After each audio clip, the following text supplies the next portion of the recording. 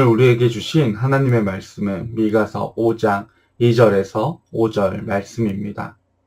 오늘 우리에게 주신 하나님의 말씀은 미가서 5장 2절에서 5절 말씀입니다.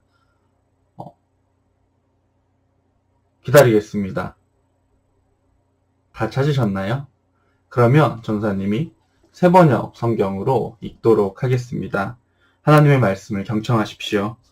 그러나 너 베들레헴 에브라다야, 너는 유다의 여러 족속 가운데서 작은 족속이지만 이스라엘을 다스릴 자가 내게로 나올 것이다. 그의 기호는 아득한 옛날 태초에까지 거슬러 올라간다.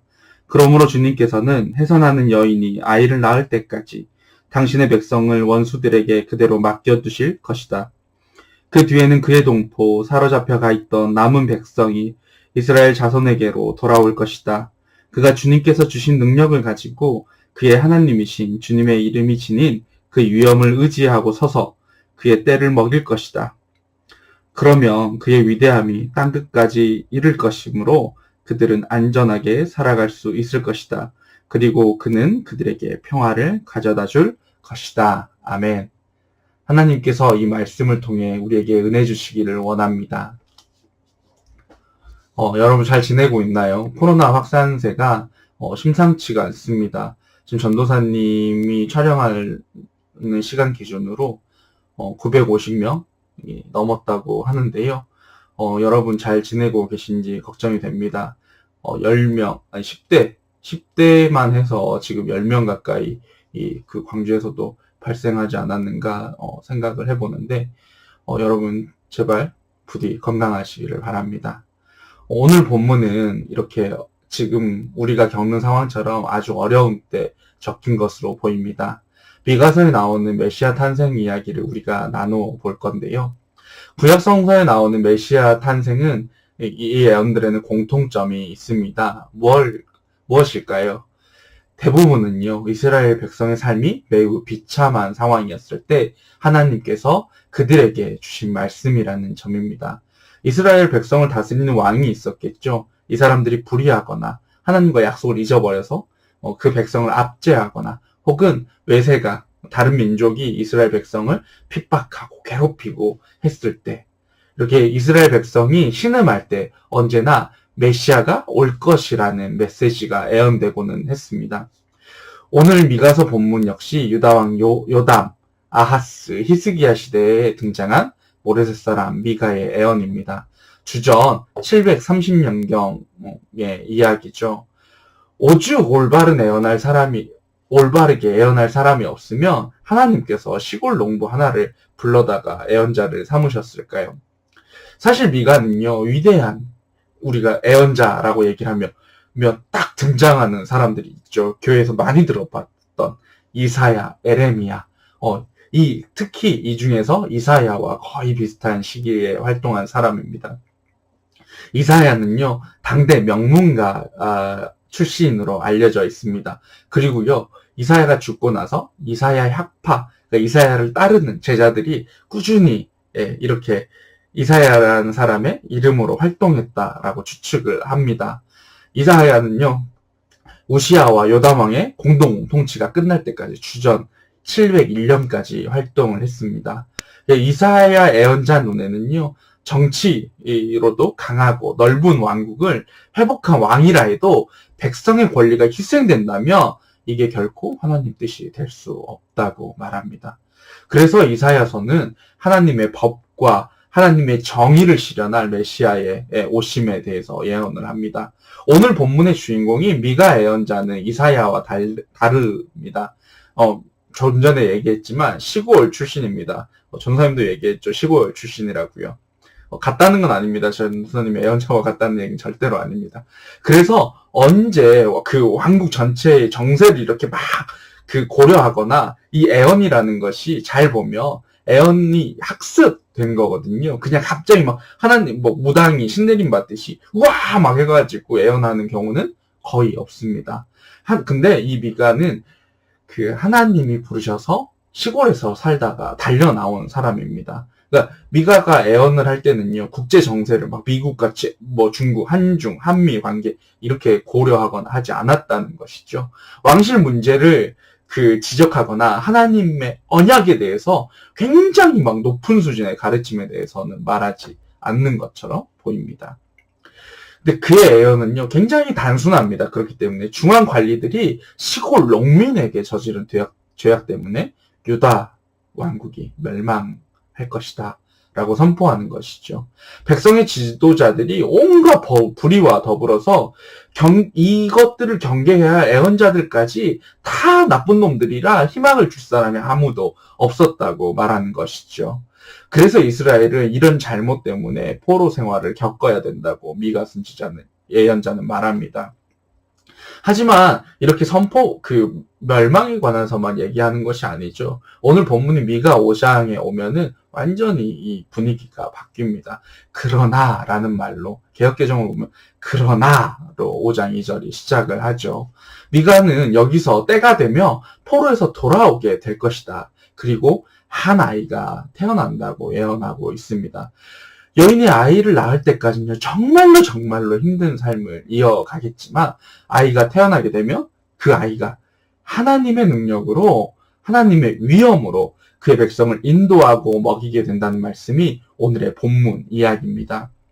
그래서 이 본문이 오늘 같은 대림절, 메시아의 탄생, 그리스도의 탄생을 기다리는 마음에 위로가 됩니다. 메시아의 탄생은요, 언제나 암울한 분위기에서 출발하게 되기 마련입니다.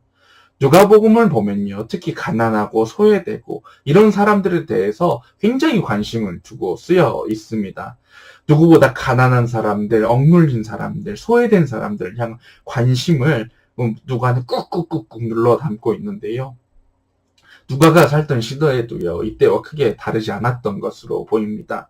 로마 제국은요, 정말 대단한 힘을 가지고 있었습니다. 로마 황제 도미티안은요, 그때 스스로 내가 신이다라고 얘기했고요. 이 욕심을 감추고 싶은 생각은 추워도 없었던 것 같습니다. 엄청나게, 요즘에 뭐라고 하나요? 이런 사람들. 네.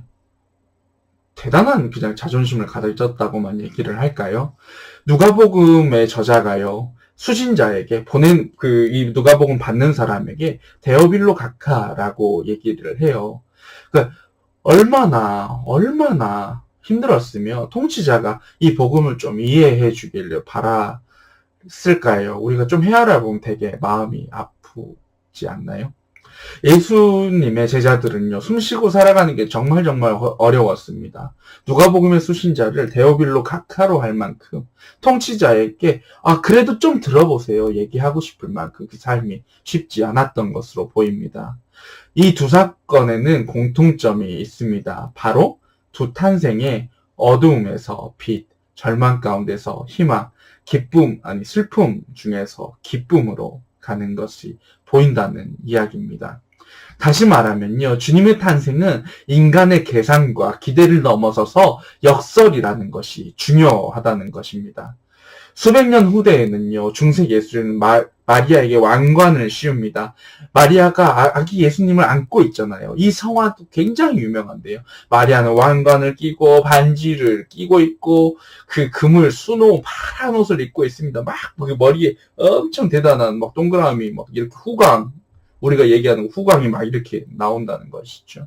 근데요, 누가복음 속 마리아를 보면 그 마리아의 모습은 막 후광이 비치고 왕관을 쓰고 반지와 금과 막 이런 것과는 아주 낯선 마리아를 볼 수가 있습니다. 이것이요, 자기 생각으로 성경을 이해하려는 인간의 속성이 드러나 있습니다. 마리아가 아기 예수님을 가졌을 때 얼마나 불안했을까요? 출산하려고 했을 때는요, 아이를 해산할 곳도 찾지 못해서 포대기에 싸서 구해 누일 수밖에 없었죠.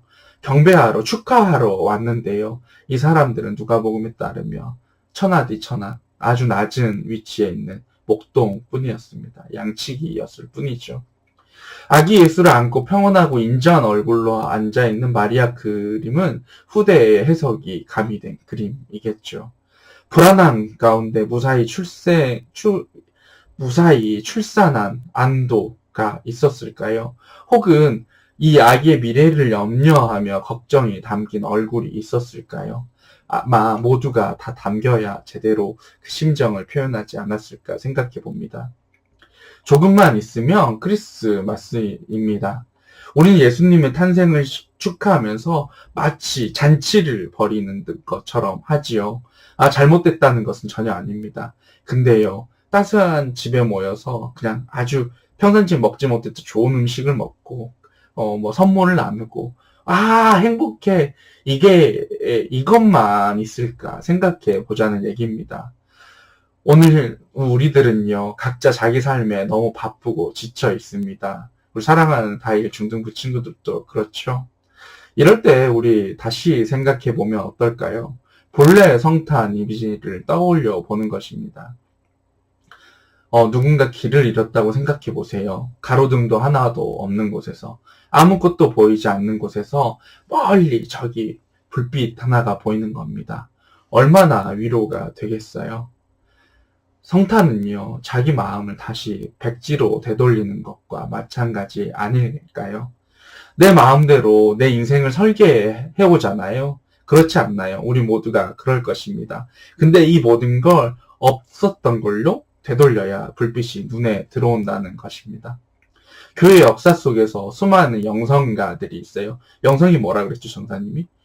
예수님을 따르는 삶이죠.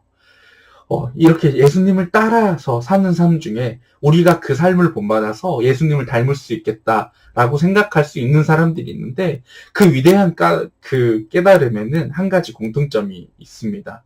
바로 뭐냐면요, 자기 내면을 들여다볼 수 있었다는 겁니다. 매년 예수님의 탄생과 우리의 기다림 속에 새로울 게 뭐가 있겠어요? 여러분, 전사님이 우리 성탄 행사 같이 하자고 했을 때 뭐라고 했어요? 지금 전사님 눈을 똑바로 볼 수 있는 친구가 한 명이라도 있었으면 좋겠습니다. 다들 너무 지루해하는 것 같은데, 우리 삶의 변화가 생겼다는 거 아니겠어요? 이 성탄이 우리 삶의 변화가 되어야 합니다. 어떤 변화냐고요? 1년의 절망을요, 완전히 새롭게 시작할 수 있는 희망이 이 성탄에 있다는 것입니다. 여러분, 우리가 전사님이 여러분을 초대하는 3가지를 가지고 성탄을 기다렸으면 좋겠습니다. 만일 지쳤다면 광야로 이끄시는 하나님의 손길을 기다리는 친구들이 되었으면 좋겠습니다. 만족스럽지 않을 수 있고요. 시험이 12월 23일이라서 행복하지 않을 수 있습니다. 우리가요, 지금 바로 광야에 있다는 증거입니다. 이럴 때 하나님을 꼭 대면할 수 있는 우리 친구들이 되기를 소망합니다. 주님의 탄생을 광야와 같은 마른 마음으로, 그리고 기대하는 마음으로 기다려 보십시오.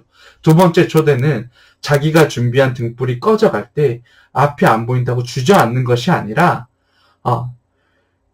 내가 앞으로 나아갈 수 있을까? 이렇게 생각하는 인생이 아닌지, 내가 이렇게 도전하는 인생이 될 수 있을까 살펴보시기를 바랍니다. 사람은요, 자기가 준비한 불빛이 꺼지면 너무나도 무기력해집니다. 이때 완전히 무너진 내 의지와 내 열정이 아니라 하나님께서 여러분을 일으키시는 것이 느끼는 여러분이 되기를 바랍니다. 그런 성탄을 여러분이 기대했으면 좋겠습니다. 마지막으로는요, 우리 마음의 믿음의 깊이를 헤아릴 수 있는 성탄이 되기를 바랍니다. 그것을 기다린 사람이 얻을 것은 약속의 성취라고 성경은 이야기하고 있습니다. 믿음을 얻었기 때문에 다른 모든 것을 당장 얻을 수 없다고 해도 우리는 그 믿음을 기꺼이 환영할 수 있습니다. 그리스도의 탄생은요, 기다림과 성취 외에는 아무것도 얻을 수 없는 절망에서 나온 것이기 때문입니다. 이 3가지 초대를 여러분이 꼭 마음에 가득 안고 한 주간을 또 지내시기를 바랍니다. 진짜 성탄이 얼마 남지 않았습니다. 점점 코로나 확산세가 잡히길 소망하지만 그렇지 않더라도 이 대림의 계절, 기다림의 계절, 절망에서 희망으로, 슬픔에서 기쁨으로 바꾸실 주님께서 우리에게 위로와 그리고 평안이 되주실 것을 믿습니다. 우리 모두에게 전합니다. 주님의 평안이 우리 사랑하는 다일의 중등부 친구들과 함께하기를 빕니다.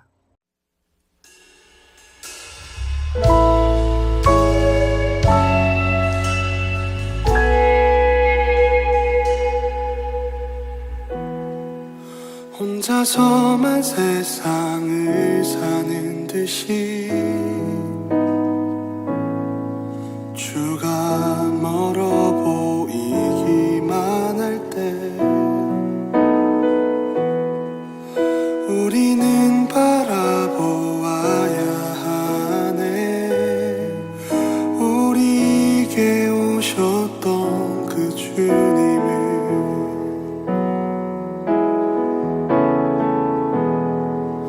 혼자서만 세상을 사는 듯이 주가 멀어 보이기만 할 때 우리는 바라보아야 하네.